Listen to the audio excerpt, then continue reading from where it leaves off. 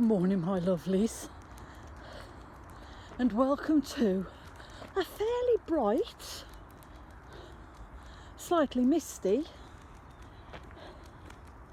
flipping freezing and frosty Wednesday morning. I hope you are all really well. Well, lovelies, I wasn't expecting a visit from Jack Frost this morning, to be honest with you. I've quite got out this morning to find that he's paid us a visit. Well, there's a surprise considering yesterday was so nice. Hopefully today will be even better. I'm just going to pause you because there's a dog coming up and I think it might be Lulu's friend, so bear with.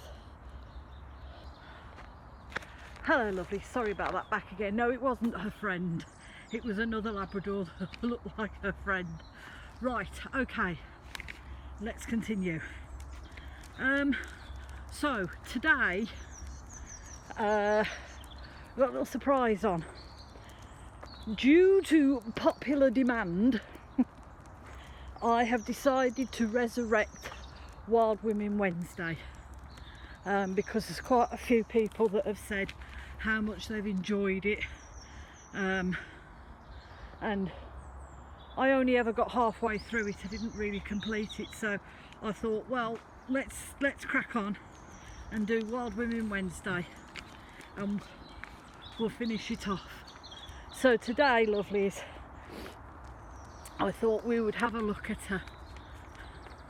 a young girl, shall we say, a young girl who, after reading about her, I've come to the conclusion that this young girl could have suffered with mental health issues or could have had some kind of medical issue going on in her life, and to me was taken advantage of and was very unfairly treated, and that young girl is Joan of Arc. So when I started to look into Joan of Arc, I wasn't really aware of what she'd done. I knew she was famous and I knew she was burnt at the stake, but I wasn't entirely sure why she was burnt at the stake, and I knew it had something to do with a war, but I wasn't sure. So I've had a mooch through the interwebs this morning and I've come up with a shortened version, because believe me, it is quite long, of the life of Joan of Arc. So basically she was born in 1412 to a tenant farmer in France. She could not read or write, as was the way in those days. It was only rich people and the clergy, you know, followers of God, who could read or write. But her mother, who was a devout Catholic, instilled the love of the Catholic Church and its teachings. At the age of 13, Joan started having visions, and she was convinced, come on tatty bum, that God was speaking to her and that he'd sent his most trusted angel Michael down to just talk to her, basically, because she was having visions and hearing voices. And the gist of it was that in her mind that God was telling her there's a war going on between England and France. It was known as the 100 Years' War. You were to go out there and you are to save France from being taken over by the English. I will protect you. I will guide you. So Joan, being a very impressionable 13-year-old, started on this quest to convince people that she was there to save France from the English,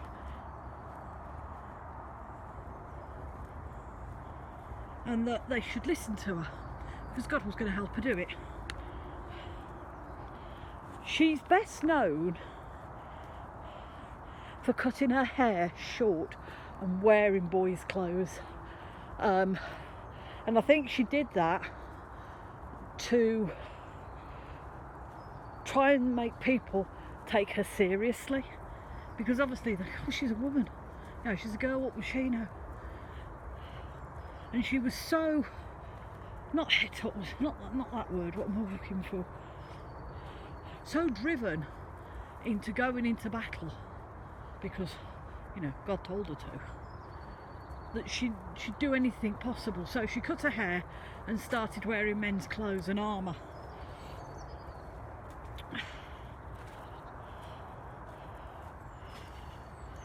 She led the French army into victory against the English at Orleans in 1429.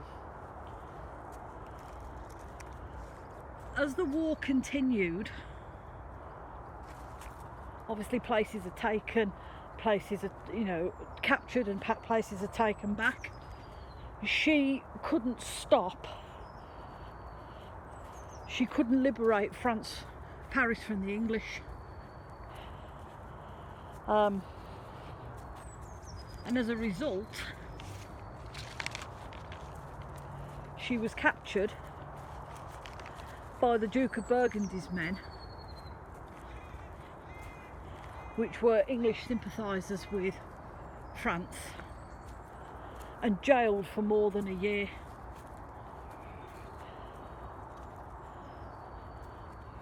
So this poor lass, who had probably just turned 18, was captured by a bunch of men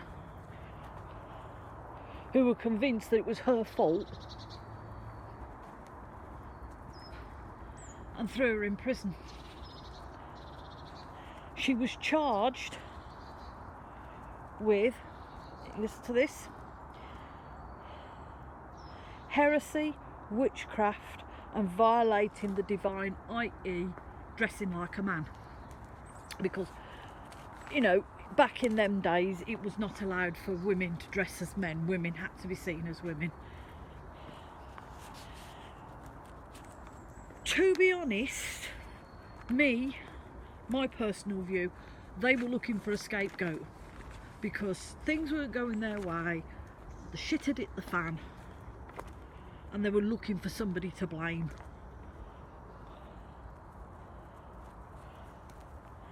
And because Joan was in the thick of it, and because Joan had opened her mouth and said, oh, God's told me, if you follow me into battle, I will save France from the English.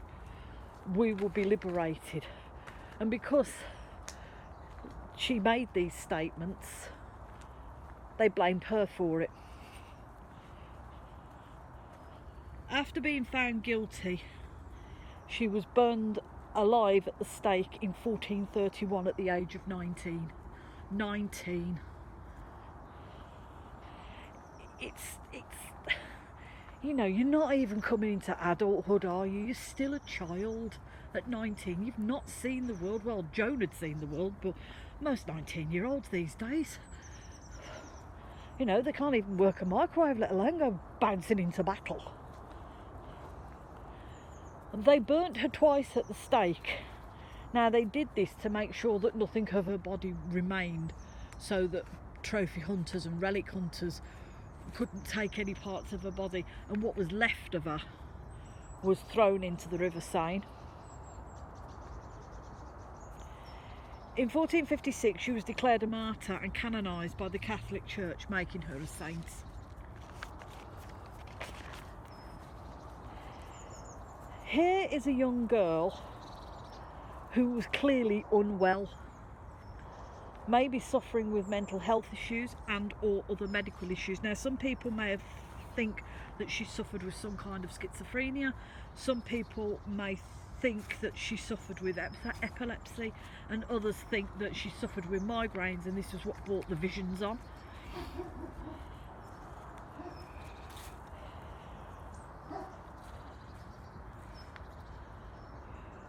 She was used by those who should have known better, i.e. men, grown-ass men who should have known better and should have known how to treat a young person.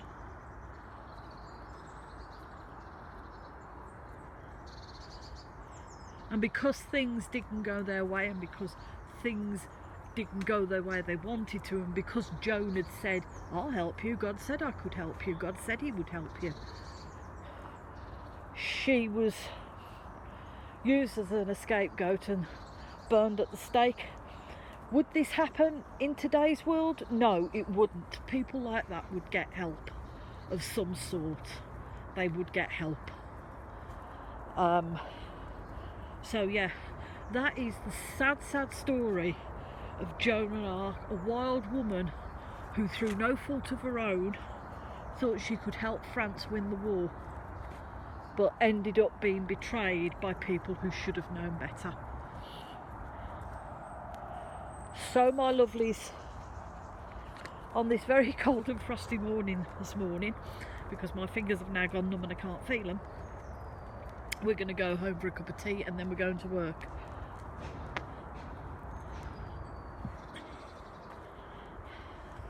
So that leaves me and Miss Lou, yes, you Lou, to wish you all a very, very blessed Wednesday morning. Please do look after yourselves, lovelies. Please look after one another, and remember, if you're struggling, please reach out. There's always somebody there that would help you. And if nothing else in this world, lovelies, please be kind, because you don't know what that person's going through that stood next to you. And as always, from me and Miss Lou, who's pestering me for sweeties, oh, you're a good girl, we're sending you, bear with, much love, gentle, and many blessings.